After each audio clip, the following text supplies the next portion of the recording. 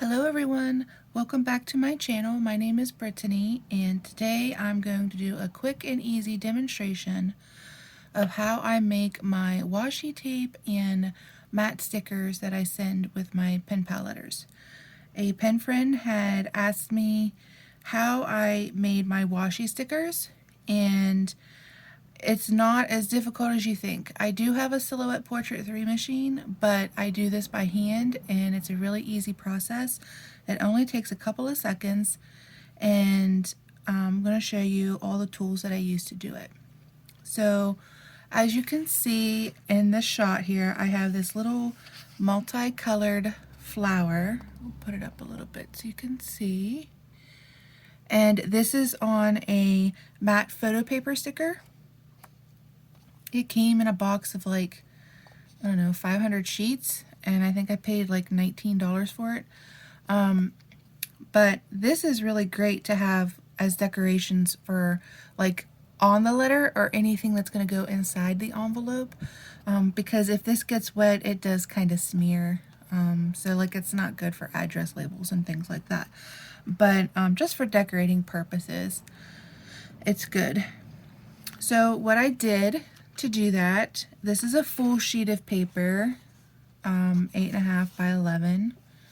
But like I said, I have a Silhouette Portrait machine, and I save the trimmings from the stickers and labels and things that I make for my journals, because this is a lot of space. I mean, you could get a lot of stickers out of this little, I don't know, 1.5 by 8.5 strip of paper. You can see on this one I still have like the Silhouette Portrait registration mark, because I thought, well, I can get a little sticker right there, maybe two. So I saved it. And I have a couple of sheets of those, and then this is just a full sheet. So I'll show you what I do. For this particular type of project, I like to use the small ink pads.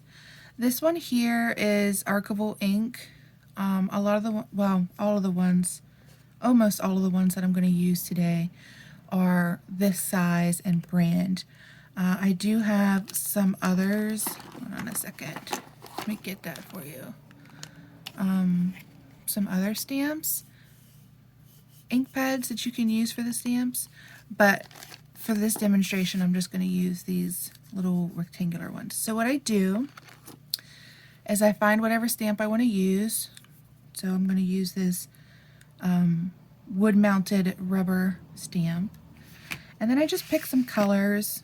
You know, you could do the flower in all one color, absolutely. But I like mine to be kind of different, unique. Not something you would go find, you know, in a store. Give it a little bit of personality. So I'll start with the orange, and instead of pressing the stamp down on the ink pad, how I do it is I turn the stamp to where I can see it, and then I take the ink pad and I put it on the pad, the rubber pad of the stamp, and just press on it gently, so I'm not overusing the stamp. And then also by doing that I can see where the ink is going, so it gives me more control.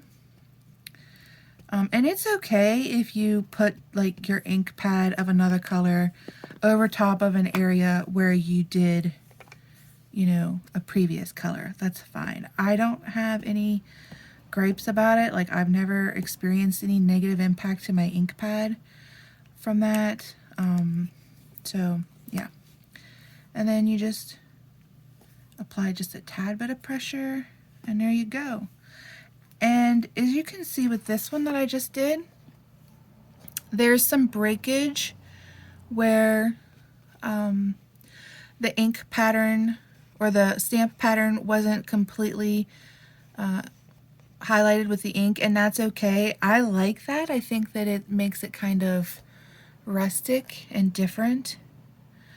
But it's up to you. You can use what other colors you want. Like I said, you could do it all the same. I'll just demonstrate another one real quick. This is another floral stamp here. And I'll just show you some different colors this time. So I'll try to put some green right on the stem. And then maybe some reddish orange for the flowers. Let's see how that looks. Ooh, there you go. It's kind of appropriate, fall, autumnish, very nice.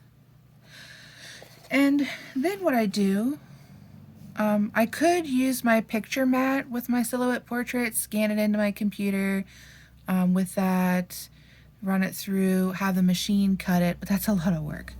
I mean, we're talking like adding like 20 minutes to it. So what I do is I just take my scissors and I just fussy cut them out. And usually what I do is I isolate one sticker from the main sheet to make it easier to cut. And I don't go right up against it. I go a little bit out. I don't stay, you know, within the shape of the stamp. I go a little bit off of the shape and just do my own thing. It makes it nice. And then once you get all that done, however you want to cut it out, it's ready to go. So I have this little insert for one of my journals. I just started using it, brand new, just got it this week. And then I'm gonna start decorating it today, I decided, so why not start with this stamp. There you go. Took what, maybe a minute, 2 minutes because I was talking. Okay, so then now I'm going to show you real quick, same steps, only I'm going to use this washi sticker paper. And I'm actually really glad that this registration mark is on here, because I don't know about you guys, but with this paper, I really struggle to tell which side is the sticker side. I mean, they look and feel almost identical. So that's very helpful. But I think I'm going to use my Hobonichi stamp for this one. And you just, same process. Only because this one's small and I'm doing it all the same color, I'm just going to press it into the ink and then stamp it. There you go. Perfect. And then I have this larger stamp that I wanted to do one of. And I specifically wanted to use the gray, so I'm going to do that real quick. And then maybe spice it up a little, put some aqua or teal. And we'll see how this turns out. Ah, I love that. Kind of looks like the ocean, you know, like a little wave, even though it's the moon. Very nice. Okay, so same process with the washi. I just isolate the sticker and then I fussy cut around it. And then I struggle for a little bit getting the sticker off of the backing. I mentioned this in a previous video of mine. I really have a difficult time with this type of sticker. This one and the ones with the clear backing. I usually use my tweezers for that, but here we go. Alright, so there's your sticker, and then I'll just put it on this little piece of paper here so you can see. There you go. Oh, yes, I'm glad this happened. This was something I wanted to mention with the washi specifically.